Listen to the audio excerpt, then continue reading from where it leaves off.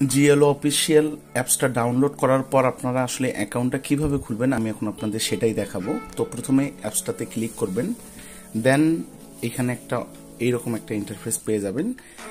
Just play নাও, এই যে অ্যাডটা আসবে, অ্যাডটা কেটে দিবেন, প্লে নাওয়ে চাপ দিবেন। দেওয়ার পর লগ ইন নামে যে অপশনটা রয়েছে উপরে, তো এই লগ ইনে চাপ দেওয়ার পর আপনাদের ফোনে যে জিমেইলটা রয়েছে ওই জিমেইলটার অপশন আসবে। জাস্ট আপনারা জিমেইলটাতে ক্লিক করে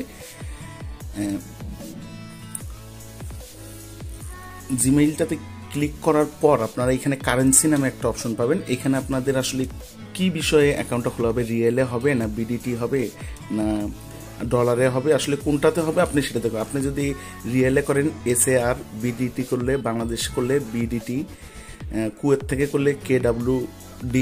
আপনি এখন সাপোজ আমরা SAR এ খুলবো, সৌদি আরব থেকে খুলবো, সো এই যে SAR রিয়েলে করে দিয়ে ওকে করে দিলাম।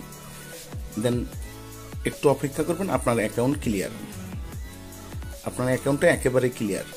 এখন আপনাকে কি করতে হবে, আপনাকে ফার্স্ট ডিপোজিট করতে হবে, তারপর প্লে। আপনি কিভাবে গেম খেলবেন সেটার এখন বিষয়টা আপনাদেরকে আমি বোঝাই দেব।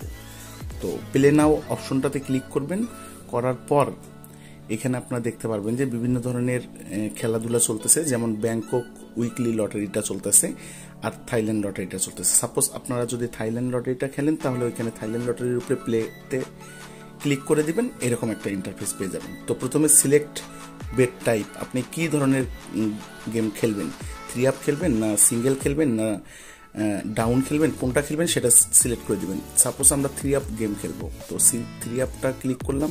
এখানে আমরা এখন নাম্বার দিলাম, সাপোজ 288।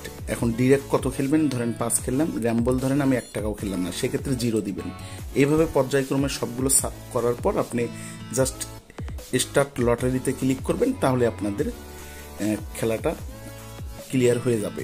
তো আমার ব্যালেন্স নাই থাকার কারণে এখানে ডিপোজিট লেখা অপশনটা চলে আসছে। তো অবশ্যই ডিপোজিট করার পর এগুলো করবেন।